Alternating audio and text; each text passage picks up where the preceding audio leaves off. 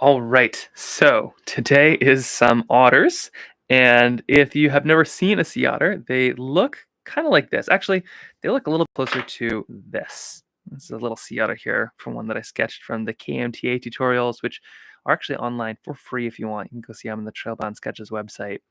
But we're going to be sketching some little sea otters, and they are kind of like ocean dogs, sort of. They're like a they're like a slightly more watery Labrador Retriever, if you can imagine that. So this is going to be an interesting sketch because just the outline of an otter doesn't look too ottery until you really sketch them in there. So we're going to start with the otter itself and kind of just dive in, literally. I feel like I say that for everything, but this is very appropriate. Otters do nothing but diving, really. And you can see they have, well, there's two kinds of otters. There's the ones that kind of have this white snoot, and that is when they are a little older. They kind of get some nice white in there, and then younger ones are just more pure brown. So we're gonna start maybe with one of these. I don't know. I think I'm gonna make everybody kind of a little bit of a white head here.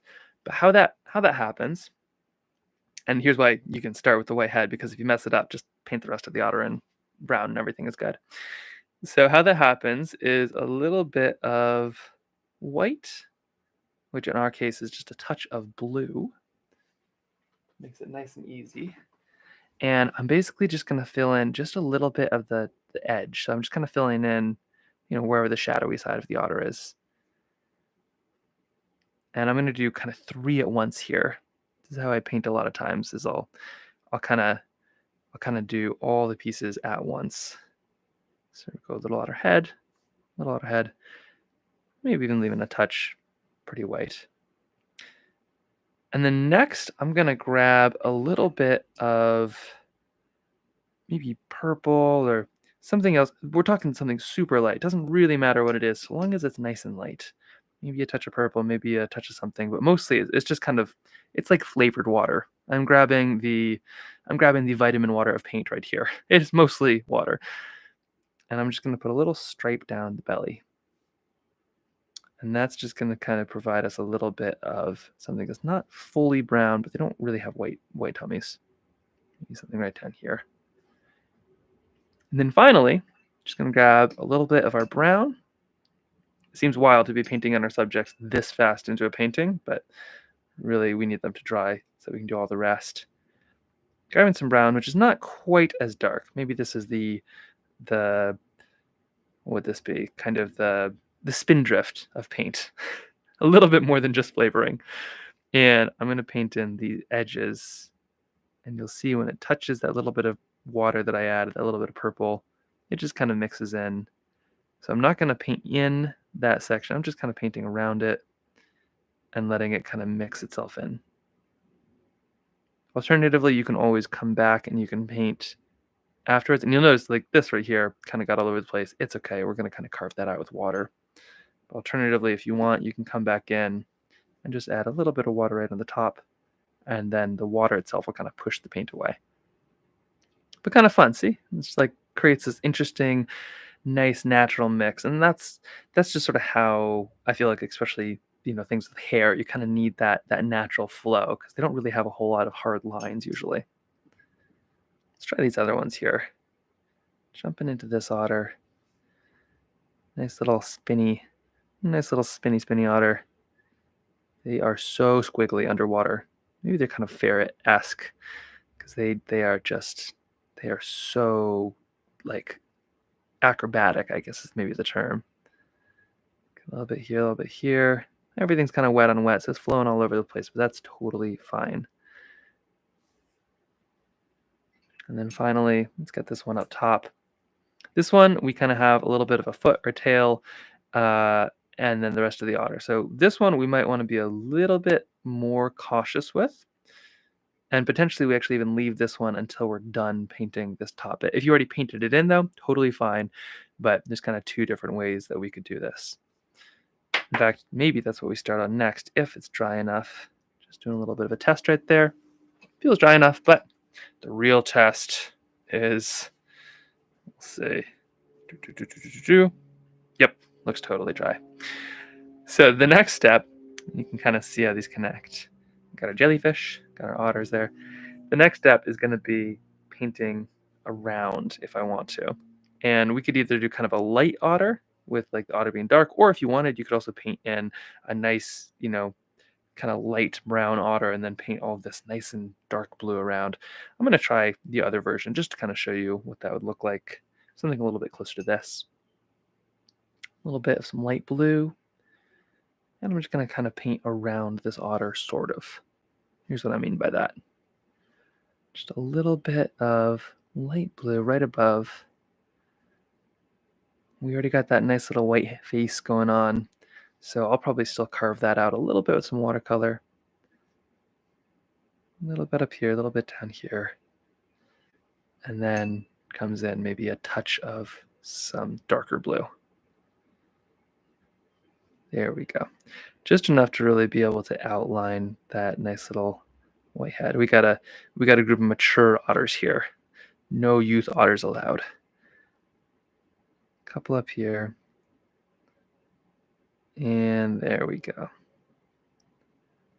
So that kind of gives us a little bit of contrast, and then you can come in with this light blue because all the rest of this otter is going to be very, brown and things like that. So we can kind of carve over and around. It'll all work out just fine.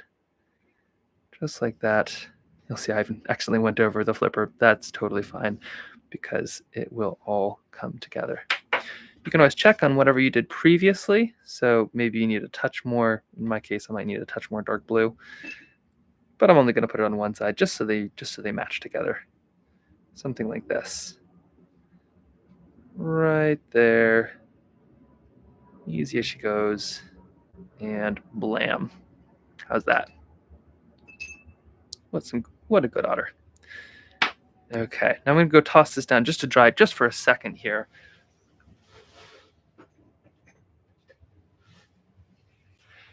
Using the little heater in my Shedio for full effect. But I should say with otters, there's some really fun stuff about them as well. So these little tiny hairs, maybe I can get up real close so you can see that. That's about as close as I can get. But what's so fun about painting an otter is kind of the hair. And they are waterproof because they have so many hairs. There's something like 1 million hairs per square inch on a sea otter. They have the densest hair density of any mammal or really animal in the ocean. And that kind of makes them fully waterproof. They got this amazing coat, which people have been using for tens of thousands of years to, warmth and meat and all kinds of things, but they also use quite well for themselves. And a lot of times they'll dive down, they'll grab these little sea urchins or clams or mussels or crabs or basically anything tasty with a shell, and they'll drag it all the way back up and they float on their backs and they'll have a rock which will kind of smash the little crab or something with. They're also known for being super playful and they'll keep little tiny pebbles under their armpits, which they'll kind of play with, almost like a little fidget spinner or something. They have these little pebbles that they kind of juggle around, but they can carry them basically in their armpit. They have little kind of pockets sort of that they put it in their armpit and zip around with. But they're super cool critters. Usually you only see them like that. But there are some in zoos and rehabilitation facilities, but they're so clever and so tenacious that those facilities have to have special techniques and locks and bolts because they will unscrew bolts. They'll break out of locks. They're almost impossible to keep in one place. So being able to paint them still is a little bit of a lie because I'm not sure if sea otters ever are still. Even when they sleep, they'll often hold on to each other, make a little raft, and wrap themselves in seaweed to keep from drifting away. So they're kind of life in motion, which is pretty wild.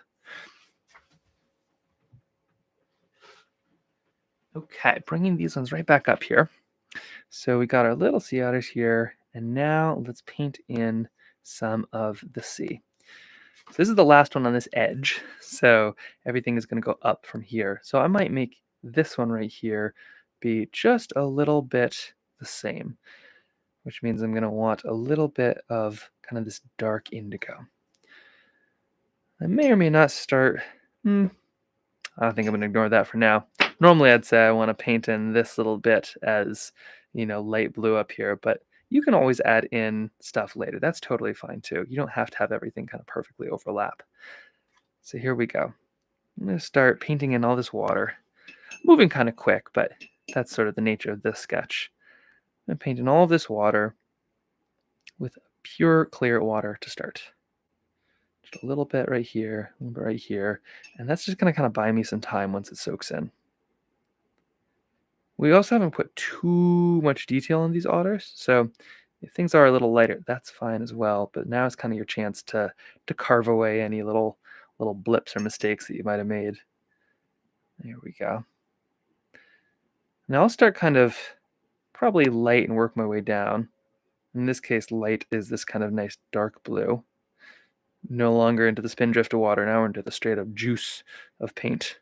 No idea if that analogy makes any sense, but it's a funny thing, isn't it? Because, it's not just put paint in water or put color on, you've got this whole other element of how diluted is it? How undiluted is it? So we're going to add a little bit of just some pretty dark blue. At least that's in my case, because I'm trying to match my other painting. And I will respect the top of this little wave here.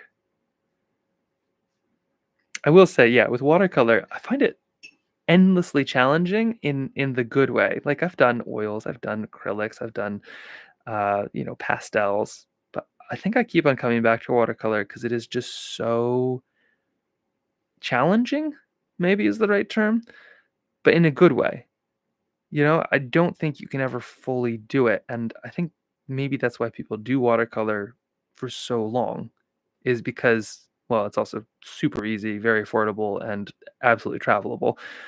But it's also so fun because you have all these elements. I couldn't imagine those people that paint with markers or something like that, where the color that you put down is the color you get. I mean, even with watercolor, you got to mix it with water. You got to have the right type of paint. You got to figure out your colors. Maybe you mix a color together, and then even after that, it still dries in a different way. It's like when people figure out how many moves in chess there are possible, and there's always some massive, huge, scary number. But with watercolor, I feel like there's not only an infinite number of things that you could paint, the ways that they could all turn out when you have something like watercolor, it multiplies even further. So we got a little bit of everything going on. You can see how when it does interact with that water that I already put down, you get these really interesting shades and colors and blooms. Just another random element. Being nice and careful. I got a nice fine tip to this brush. And if you're struggling sometimes, I often in my kind of carrier, I try to have one brush that's kind of a Goldilocks situation that, it's not too hot, not too cold. But if you do have room for multiple brushes, sometimes it's nice to get the big flat ones, or the big kind of round ones that aren't too sharp, but they're able to get a ton of water. So you can really just sling some water. But it's always nice to have a good little sharp brush when you get a chance. Moving into some indigo now, just to match those jellyfish that I had earlier. If your jellyfish are, say, um, more light or something like that, whatever kind of matches. There we go. I'm getting something dark enough to kind of hide that little bit of a flub on this otter. And I say flub, nobody would really notice. It's the beauty too of painting, is that it's kind of you in the paper, which is also the absolute curse of it, because everything that's below, and sometimes you have to leave a sketch for a couple weeks to forget all of those things. But you will, and you'll come back and you'll love it. I guarantee. And if you don't love it, then you can send it to me, because I love getting this artwork. It's so fun. I've really, really appreciated kind of building a wall of some of the paintings other people have made, and it just gives me so much inspiration. Got a little bit more blue, maybe. I don't know, blue and indigo. We're just adding it. And I'm moving pretty fast here, but mostly because I just want to get it all squared away before it dries too much. A little bit here, a little bit there.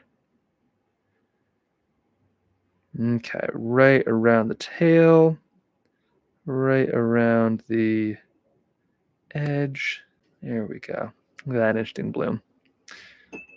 And then if you want, you can always add like a little separate bloom. You can kind of see stuff is relatively dry-ish, but it's still a touch wet. So if you do want to add just a drop of water like this one right there, kind of see it spreading out a little bit.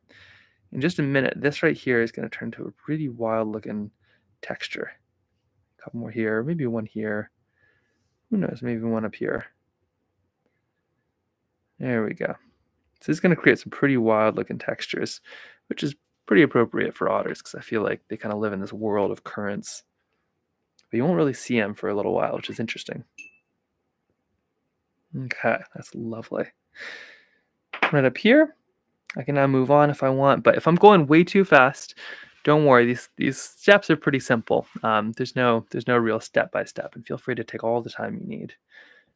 So right up here, we have this little tiny otter situation here. Oh, looks like stuff is still a little bit wet, so maybe I'll come in with a bit of paper towel if I don't rush it, or if I'm patient, I'll just wait. Always better to wait if you can.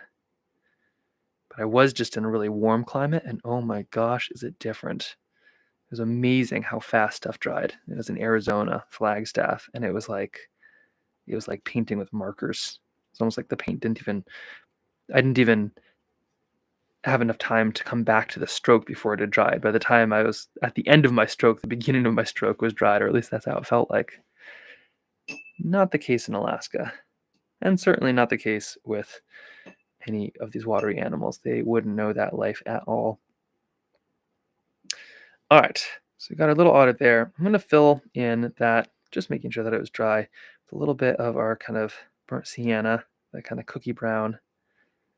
And I'm just going to add a little bit right, we'll start with the tail, or maybe it's a foot, but whatever's sticking up here, and then we're just going to kind of work our way up. Now this could be an otter that is fully brown, or it could be one that just has a little bit of white. Either way, I'm probably going to start with the touch of white on the noggin, because I can always paint it in with more brown later if I want. But that's that looks fun. I like how that's looking. Maybe I add just a touch of something darker just to give it some shade. Something like that. Lovely. And if it's not lovely, I can just kind of blot off my brush, and I can just move it around a little bit, suck some up into that brush. Brushes are great because they can hold a lot of water, but they can also take a lot of water away. So for instance, if I dry off my brush really good, and there's this section, maybe it's got too much water, if I touch my brush down to it, it's going to actually get water onto the brush. It's actually taking water from the painting onto the brush. In the same way, I'm taking water from this wet palette onto the brush. I'm taking water from my painting onto the brush. So it's kind of whoever's driest. So you can use your brush a little bit like a paper towel, and then look at that. It's full of paint. Okay, perfect. And now next, I might just add just a little bit of some cerulean blue. Whoops, that's green. A little bit of cerulean blue to the top up here, just like how we had it in the jellyfish.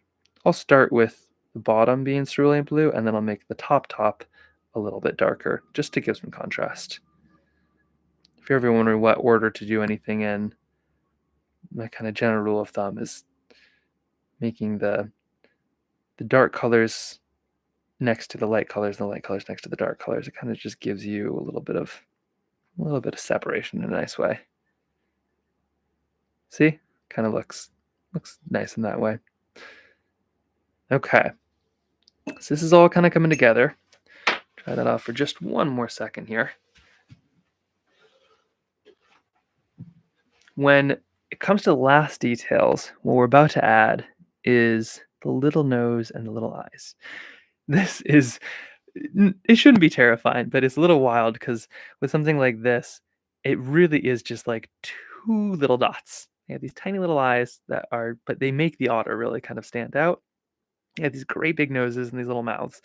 So really, it's like a snowman amount of detail, but it does make a big difference. So if you have a nice thin little brush, or pencil, pen, that is totally fair game as well when it comes to these little details. So we're just gonna add a little bit of the eyes and the nose and the mouth. and then maybe just a tiny bit of details around the legs, and we'll be able to call that good.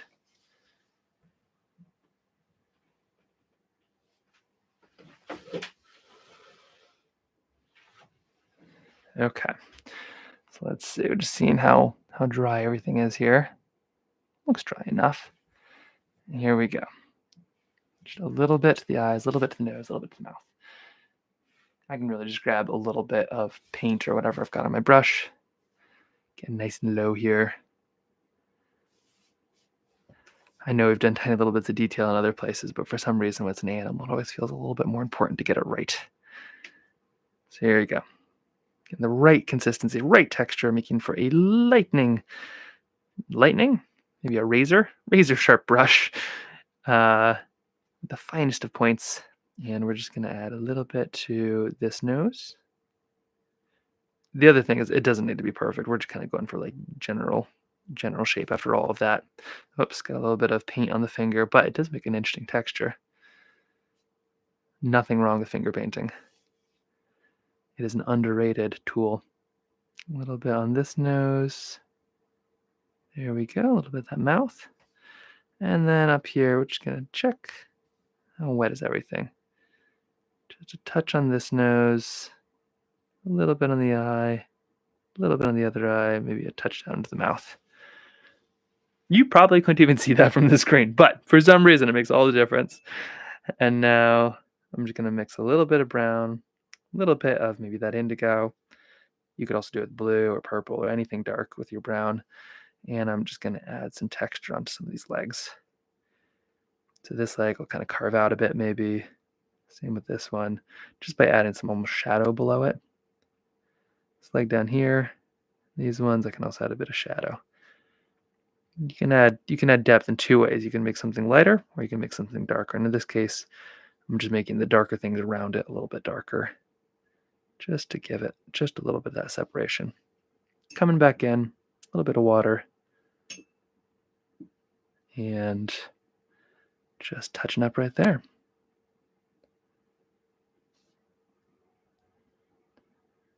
There you go. How fun is that? This was a very quick one, but sometimes that's just how sketches go. It's just like an otter, they're just here for a second and then they dive down, but they can make a pretty big impact. And then here you go with the jellyfish. You want to kind of see how those both connect. Isn't that fun?